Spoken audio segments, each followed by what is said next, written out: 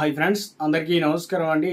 ఆసరా చేయుత pension లబ్ధారులకు సంబంధించి ప్రభుత్వం నుంచి ఇప్పుడిప్పుడే ఇంపార్టెంట్ ఫ్లాష్ అప్డేట్ అయితే రావడం జరిగిందండి.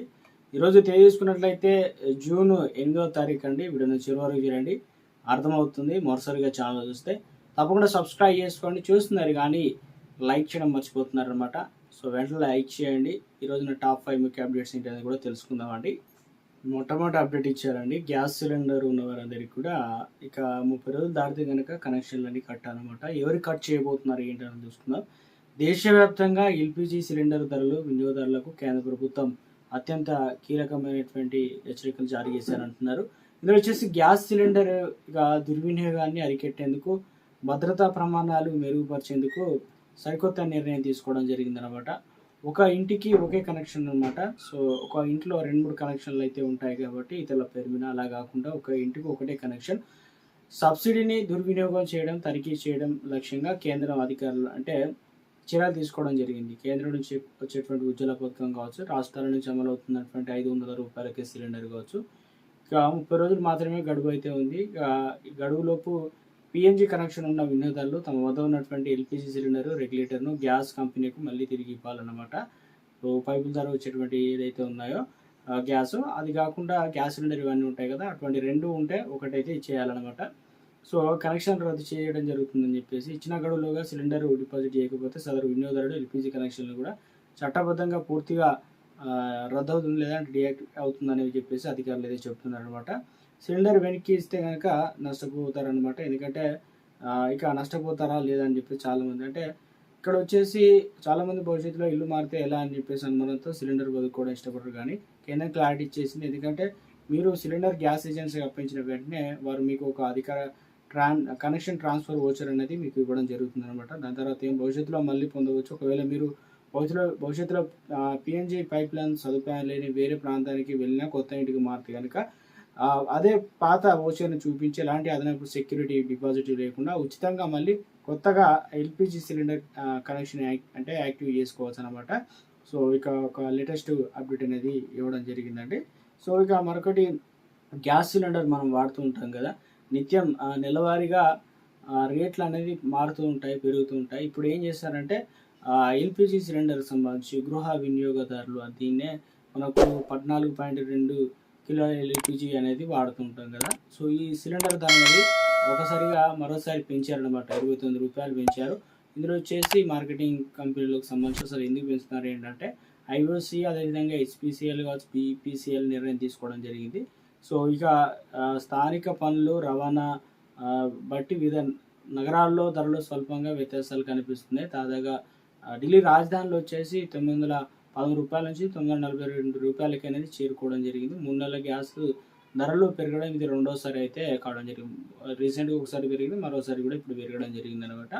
సో ఎందుకంటే అయితే ఈ ధరలు సవరణకు ముందు వరకు చమురు సంస్థలు దేశీయ మార్కెట్లో ప్రతి సిలిండర్కు దాదాపు 703 రూపాయల నష్టాన్ని భరిస్తూ వచ్చాయని చెప్పేసి పరిశ్రమ వర్గాలు అయితే చెప్తున్నాయి. అంతర్జాతీయ ఇదైతే ఉధృత పరిస్థితులు నెలకొన్న నేపథ్యంలో వాతావరణం అంటే ముఖ్యంగా అక్కడి నుంచి షిప్పులు రాకపోవడం ఇలాంటి పరిస్థితులు అయితే ఎదుర్కొన్నారు. కాబట్టి ఇప్పుడు ప్రస్తుతం తెలంగాణ మరియు ఇక రాష్ట్ర వ్యాప్తంగా చూసుకున్నట్లయితే గ్యాస్ సిలిండర్ సంబంధించి మీరు ఎలాంటి గ్యాస్ సిలిండర్ వాడుతున్నారు, అదేవిధంగా ప్రతి నెల ఎంతకు గ్యాస్ సిలిండర్ వేస్తున్నారు. ఇప్పుడు ప్రస్తుతానికైతే రేట్లు అనేది పెరగడం అయితే జరిగిందనమాట.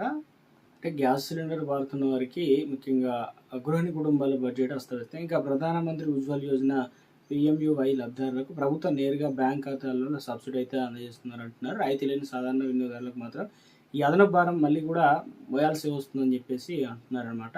సో వారికి సబ్సిడీ అయితే అందజేస్తున్నారన్నమాట. తెలంగాణ రాష్ట్రంలో ఆసరా చేయుత పెన్షన్లకు సంబంధించి ముందుగా ఈ జిల్లాలకైతే ఇవ్వడం జరుగుతుందనమాట. ఇక చాలామంది అయితే అడుగుతున్నారు, మాకు పెన్షన్లు అనేది రాలేదు, ఎప్పటి నుంచి అందిస్తారని చెప్పేసి. రాష్ట్ర వ్యాప్తంగా కూడా పెన్షన్ల పంపిణీ అనేది జరుగుతుందన్నమాట. జనగాం, జగిత్యాల, జయశంకర్, భూపాలపల్లి, కరీంనగర్, అదేవిధంగా మంచిర్యాల, మెదక్, ములుగు, నాగర్ కర్నూలు, నల్గొండ జిల్లా, నారాయణపేట, నిర్మల్, సంగారెడ్డి, రంగారెడ్డి జిల్లాలతో పాటు సో తెలంగాణ రాష్ట్ర వ్యాప్తంగా పెన్షన్లకు సంబంధించి ఇప్పటికే అందించడం జరిగింది. కొన్ని చోట్ల అయితే 40% నుంచి 50% వరకు అయితే కంప్లీట్ కావడం జరిగింది. పెన్షన్ల పంపిణీ రాష్ట్ర వ్యాప్తంగా కూడా పంపిణీ చేస్తున్నారనమాట. రూ. 4016 అయితే అందించడం జరుగుతుంది.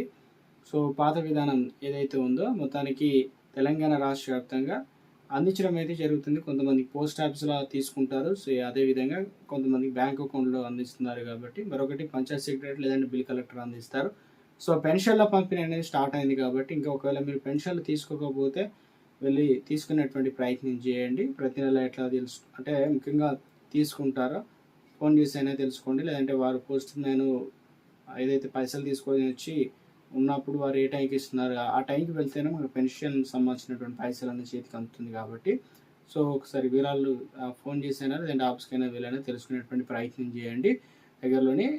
మరొక తెలంగాణ రాష్ట్ర వ్యాప్తంగా మరొక అప్డేట్ అయితే ఇచ్చారు.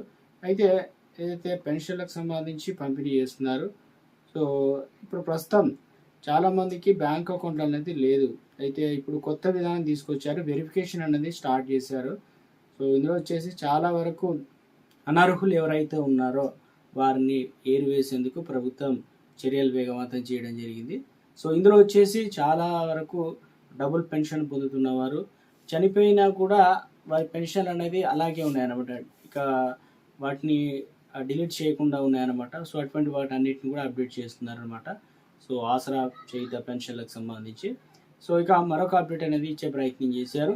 ఇందులో వచ్చేసి పెన్షన్లకు సంబంధించి బ్యాంక్ అకౌంట్ లేని వారికి, చాలామందికి బ్యాంక్ అకౌంట్ అనేది లేదు అంటున్నారు. కొంతమందికి ఉన్న వారికి కొన్ని జిల్లాల్లో ఆల్రెడీ పైలట్ ప్రాజెక్ట్ కింద సర్వే అనేది చేస్తున్నారు. ఇక వారికి డైరెక్ట్ ఒకటే విధానంలో ఇవ్వడానికి సిద్ధం కావడం జరిగింది. సంబంధించి సీఎం రేవంత్ రెడ్డి కూడా కీలక ఆదేశాలు అయితే అధికారులకు జారీ చేయడంతో ఇక నుంచి పెన్షన్లకు సంబంధించి ఎలాంటి అవినీతి అక్రమాలకు చోటు లేకుండా అందరికీ ఏదైతే ఒకే విధానంలో ఇవ్వడానికే ప్రభుత్వం సిద్ధం కావడం జరిగిందనమాట.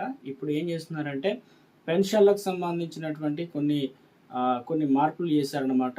ఇందులో వచ్చేసి తెలంగాణ రాష్ట్ర వ్యాప్తంగా పెన్షన్లకు సంబంధించి బ్యాంక్ అకౌంట్లో డబ్బులు అనేది జమ అవుతాయి. ప్రతి నెల కూడా వెళ్ళి తీసుకునేవారు ఏదైతే ముఖ్యంగా సుదీర్ఘ ప్రాంతాల్లో ఉన్నవారు, నడవలేని పరిస్థితిలో ఉన్నవారు, అదేవిధంగా లేని మంచానికి పరిమితమైన వారు, ఇలాంటి వారు ఉంటారు, వృద్ధులు. సో ఇలాంటి వారి మరి పరిస్థితి ఏందని చాలామంది అడుగుతున్నారు కాబట్టి, సో ఇక ప్రతి నెల కూడా పోస్ట్ ఆఫీస్ ద్వారానే పెన్షన్లు అయితే అందజేస్తున్నారు. సో అందుకని చెప్పేసి పైలట్ ప్రాజెక్ట్ కింద దాదాపు ఒక 5 నుంచి 6 జిల్లాల్లో అయితే ఎంపిక చేశారు. భద్రాద్రి కొత్తగూడెం, పెద్దపల్లి, కరీంనగర్, సిరిసిల్ల, జగిత్యాల, ఖమ్మం జిల్లాలు. సో ఇందులో వచ్చేసి ఈ నెల 15 తారీఖు వరకు అయితే పైలట్ ప్రాజెక్ట్ కింద సర్వే చేస్తున్నారనమాట. సో అందరికీ బ్యాంక్ అకౌంట్లు ఇప్పించడం, లేదంటే పోస్ట్ ఆఫీస్లోనే ఒక పోస్టల్ ఖాతా అనేది ఏర్పాటు చేసి డైరెక్ట్గా ఆ అకౌంట్లో దాంట్లో డబ్బులు అయితే పడతాయి అన్నమాట, మనకు వీలున్న టైంలో వెళ్ళి తీసుకోవడానికి. సో ఈ రకంగా ఒక అప్డేట్ అనేది ఇవ్వడం జరిగింది. ఆ బ్యాంక్ అకౌంట్ లేని వారికి పోస్టల్ శాఖనే కొత్తగా ఒక ఖాతాని తెరిపించి దాంట్లోనే ఇవ్వడానికి ఒక అప్డేట్ అనేది ఇచ్చారన్నమాట. సో ఒకవేళ తెలంగాణ రాష్ట్ర వ్యాప్తంగా మీరు ఖాతా లేని వారు రూ. 500 డిపాజిట్ అంటున్నారు. అదేవిధంగా ముఖ్యంగా 2 ఫోటోలు జిరాక్స్లు అయితే ఇవ్వాల్సి అయితే ఉంటుందన్నమాట. సో ఇవి ఆసరా చేయుత పెన్షన్లకు సంబంధించి మనకు ఆగస్టు నుంచి కొత్తగా ఈ మార్పులు అనేది ఉండబోతున్నాయి కాబట్టి జూన్ నెల, అదేవిధంగా జూలై, నెక్స్ట్ వచ్చేసి ఆగస్టు నెల వరకు. సో చాలా తక్కువ టైం అయితే ఉంటుంది కాబట్టి తప్పనిసరిగా ఇవన్నీ కూడా అందించాల్సి అయితే ఉంటుందన్నమాట. సో పెన్షన్లకు సంబంధించి ప్రభుత్వం నుంచి ఎప్పటికప్పుడు ఏ చిన్న అప్డేట్ వచ్చినా తెలియజేయడం జరుగుతుందండి.